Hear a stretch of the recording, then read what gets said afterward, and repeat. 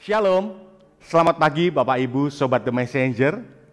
Senang sekali pagi hari ini kita boleh berjumpa kembali. Anda boleh bergabung melalui The Messenger Channel dari GKMI Kenari. Pagi hari ini kita akan mengawali kehidupan kita dengan kita mau datang menghampiri hadirat Tuhan. Kita mau mendengar kebenaran firman Tuhan dalam program Bread of Life. Renungan pagi yang boleh hadir di setiap hari Senin sampai dengan hari Kamis untuk Sobat The Messenger semuanya. Nah, Sobat The Messenger, apabila Anda diberkati melalui program-program kami, Anda bisa memberikan persembahan kasih Anda melalui rekening yang ada di layar Anda semuanya. Nah, kiranya apa yang kami berikan melalui kebenaran firman Tuhan, melalui program-program dari The Messenger ini boleh menjadi berkat untuk Anda semuanya. Selamat menikmati hari yang baru, selamat menikmati kebenaran firman Tuhan. Tuhan Yesus memberkati.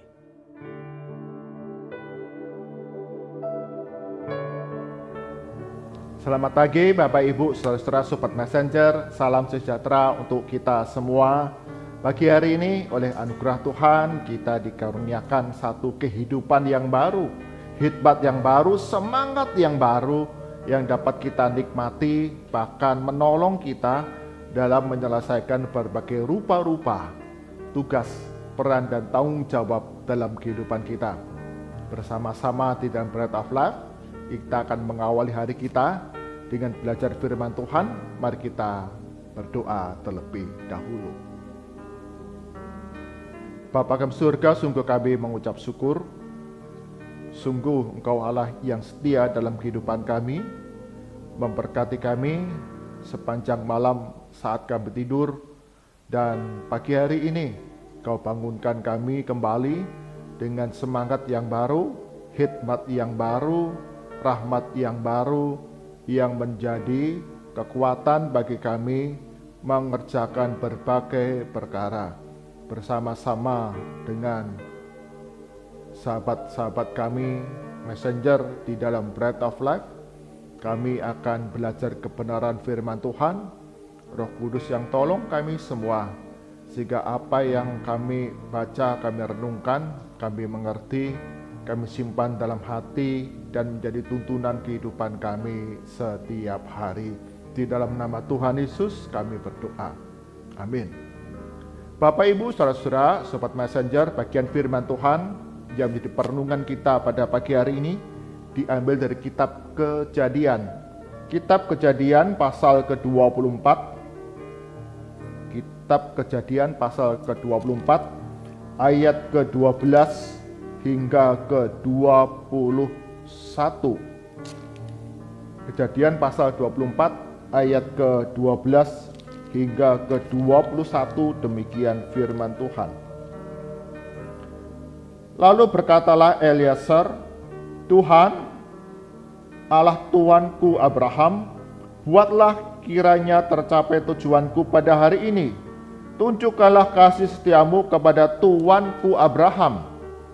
Di sini aku berdiri di dekat mata air, dan anak-anak perempuan penduduk kota ini datang keluar untuk menimba air. Kiranya terjadilah begini, anak gadis, kepada siapa aku berkata, tolong miringkan boyungmu itu, supaya aku minum, dan yang menjawab, minumlah, dan unta-untamu juga akan kuberi minum, dialah kiranya yang kau tentukan bagi hambamu Ishak. Maka dengan begitu akan ku ketahui bahwa engkau telah menunjukkan kasih setiamu kepada tuanku itu. Sebelum ia selesai berkata, maka datanglah Ribka yang lahir bagi Betuel, anak laki-laki Milka, istri Nahor, saudara Abraham. Buyungnya dibawanya di atas bahunya. Anak gadis itu sangat cantik parasnya. Seorang perawan, belum pernah bersetubuh dengan laki-laki. Ia turun ke mata air itu dan mengisi buyungnya, lalu kembali naik. Kemudian berlarilah hamba itu mendapatkannya, serta berkata, tolong beri aku minum air sedikit dari buyungmu itu. Jawabnya, minumlah Tuan. Maka segeralah diturunkannya buyungnya itu ke tangannya, serta diberinya dia minum. Setelah ia selesai memberi hamba itu minum, berkatalah ia, baiklah, untuk unta-untamu juga kutimba air, sampai semuanya puas minum. Kemudian segeralah dituangkannya air yang dibuyungnya itu ke dalam palungan. Lalu berlarilah ia sekali lagi ke sumur untuk menimba air, dan ditimbanyalah untuk semua unta orang itu. Dan orang itu mengamat-ngamatinya dengan berdiam diri untuk mengetahui apakah Tuhan membuat perjalanannya berhasil atau tidak. Amin. Demi firman Tuhan yang berbahagia, setiap kita yang membaca, mendengarkan firman Tuhan siang dan malam, serta melakukannya dalam kehidupan kita hari demi hari. Bapak, Ibu, saudara-saudara, Sobat Messenger, tema perenungan kita pada pagi hari ini adalah kecantikan karakter. Kecantikan karakter. Harnas Sandu berusia 22 tahun, dia terpilih sebagai Miss Universe tahun 2021. Dia terpilih karena punya postur tubuh yang tinggi, langsing, cantik parasnya dengan warna kulit yang terang. Itulah standar kecantikan dunia pada saat ini. Sehingga dalam setiap kontes-kontes kecantikan, bahkan Miss Universe, patokan standar kecantikan itulah yang digunakan untuk terpilihnya seorang Miss Universe. Tubuhnya tinggi, postur tubuhnya langsing, parasnya yang cantik, dan warna kulit yang terang. Setelah terpilih sebagai Miss Universe, Harnas Sandu kemudian menjalani kehidupannya sebagai Miss Universe yang harus banyak melakukan berbagai kegiatan sosial. Banyak orang kemudian melihat beberapa bulan setelahnya bahwa dilihatnya Harnas Sandu ini berat badannya bertambah, bahkan tubuhnya bertumbuh makin besar. Sehingga banyak orang, bahkan netizen yang melihat kemudian membuli, merundung kepada Harnas Sandu. Wah, kamu sudah semakin gemuk, tidak cocok lagi jadi Miss Universe. Oh, berat badanmu bertambah, kamu tidak lagi menarik dan cantik. Kamu tidak lagi cocok jadi Miss Universe, karena tidak lagi memenuhi standar kecantikan yang ada sekarang ini di tengah-tengah dunia. Bapak, Ibu, saudara-saudara, Sobat Messenger, di dalam Kejadian pasal 24 tadi, ayat ke-16, kita diberikan sebuah informasi. Dikatakan di sana, Ribka itu sangat cantik parasnya. Seorang perawan belum pernah bersetubuh dengan laki-laki. Ini penilaian bagian luar. Oh, Ribka itu sangat cantik parasnya. Namun apakah kecantikan itu menjadi penilaian yang penting bagi Eliezer, hamba yang diutus oleh Abraham untuk mencari seorang istri bagi Ishak, anak Abraham? Apakah kecantikan semata-mata menjadi penilaian yang penting bagi Eliezer? Kalau kita memperhatikan dari apa isi doa Eliezer di sana, kita melihat bahwa kecantikan paras tidak menjadi penilaian yang penting bagi Eliezer dalam mencari seorang perempuan untuk menjadi istri dari Ishak. Melainkan kecantikan karakterlah yang diminta oleh Eliezer. Dan Eliezer meminta tanda dari Tuhan, bagaimana menjumpai, menemukan seorang perempuan yang cantik karakternya. Ayat ke-14 dikatakan demikian. Kiranya terjadilah begini, anak gadis, kepada siapa aku berkata, tolong miringkan buyungmu itu, supaya aku minum. Dan yang menjawabnya, minumlah, dan unta-untamu juga akan kuberi minum.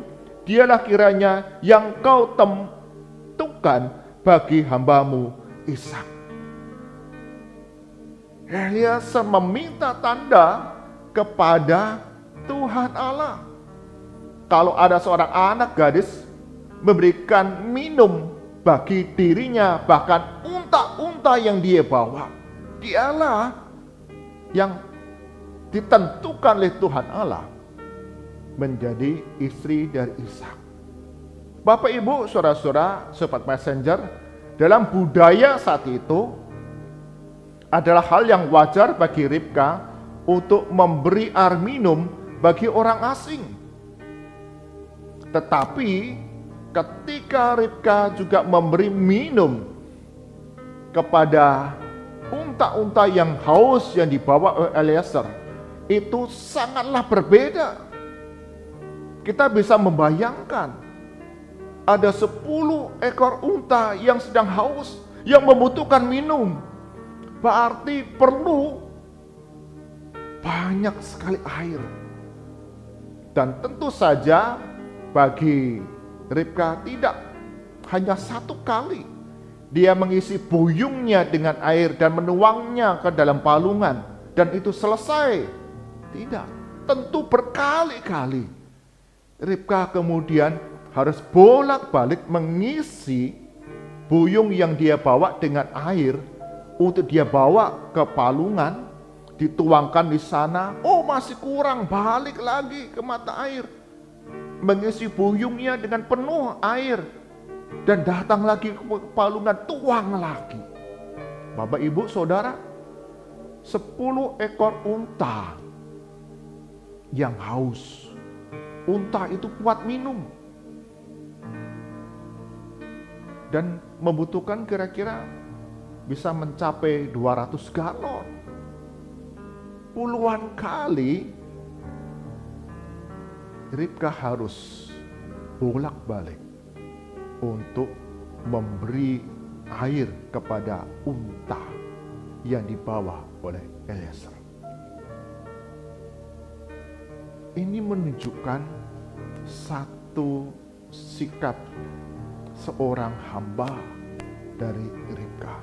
Dia mau melayani dengan sepenuh hati, bukan saja kepada orang asing yang datang dan dia beri minum, tapi dia melihat ada unta-unta yang haus. Dan Ribka mau melayaninya dengan segenap hati. Inilah kecantikan karakter dari Ribka, seorang perempuan yang takut akan Allah. Bukan semata-mata, itu capek, itu melelahkan, buat apa? Tidak. Ribka melihat bahwa orang asing ini perlu bantuan. Eliezer ini perlu pertolongan dari dia. Bapak Ibu, saudara-saudara, sobat messenger, Alkitab menceritakan, menuliskan bahwa Ribka sangat cantik parasnya. Tapi lebih banyak lagi diceritakan tentang kecantikan karakter dari Ribka. Amsal 31 ayat 30 mengatakan demikian.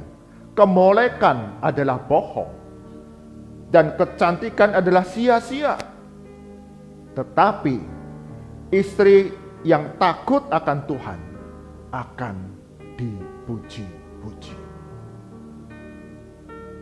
Ini mengajarkan kepada kita, Bapak Ibu Saudara Sobat Messenger, janganlah hanya melihat bagian luarnya saja, tapi lihatlah buah roh yang nampak keluar dari dalam hatinya, yang melimpah-limpah. Sehingga di sanalah kita bisa melihat dengan nyata kecantikan karakternya. Ini berlaku bagi setiap kita. Ketika kita melihat orang lain, janganlah semata-mata kita menilai bagian luar penampilannya saja. Tapi lihatlah, adakah buah roh yang nyata dari dalam hatinya. Dan kita bisa melihat sungguh cantik karakternya. Kita rindu setiap kita, Sobat Messenger, bukan saja yang perempuan, tetapi juga kita yang laki-laki. Kita juga menunjukkan karakter-karakter yang indah dalam kehidupan kita sebagai murid-murid Kristus. Kita yang sudah ditebus,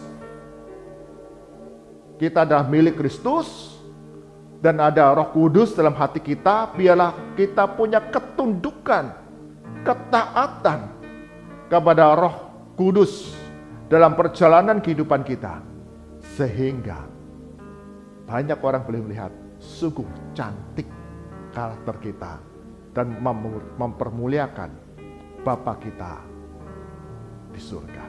Amin. Mari kita berdoa. Tuhan Yesus, dunia ini menilai, memandang seseorang melalui penampilan luar saja, penampilan saja. Tapi hari ini kami belajar untuk kami dapat melihat buah roh yang nyata keluar dari dalam hati orang-orang percaya, sehingga menghasilkan sikap, perbuatan, tindakan, tutur kata yang menunjukkan kecantikan karakter Kristus setiap hari. Ajar kami ya Tuhan, sebagai orang-orang yang sudah ditebus oleh pengorbanan Yesus Kristus di atas kayu salib. Kami adalah milik Kristus, di mana Roh Kudus tinggal dalam hati kami, sehingga perjalanan kehidupan kami didapati nampak nyata buah roh setiap hari. Ampuni apabila dalam hidup kami terseret oleh pandangan dunia, menilai seseorang dari apa yang nampak bagian luar saja. Kami belajar untuk dengan hikmat dari Tuhan melihat kecantikan karakter dari setiap pribadi yang ada di sekitar kehidupan kami. Kami serahkan untuk sepanjang hari ini dalam berbagai rupa-rupa aktivitas kami, perjalanan kami, pekerjaan kami, dan studi kami, bahkan pelayanan kami. Tuhan yang sertai kami, Tuhan yang menolong kami, bahkan melindungi kami dengan keselamatan, sukacita, dan damai sejahtera. Apapun yang kami kerjakan dalam nama Tuhan Yesus, Engkau akan membuatnya berhasil. Dan ajar kami untuk miliki hati yang taat kepada pimpinan Roh Kudus. Kami serahkan untuk setiap gereja-gereja Tuhan di dalam masa-masa persiapan merayakan Paskah, kebangkitan Yesus Kristus dari antara orang mati, mengalahkan kuasa maut, agar setiap kami, orang-orang percaya, memiliki satu keyakinan teguh akan jaminan kehidupan kekal yang Tuhan karuniakan bagi kami. Satu pengharapan kemuliaan yang akan kami terima di surga kelak bagi kami yang setia sampai akhir kehidupan kami mengikut Yesus Kristus.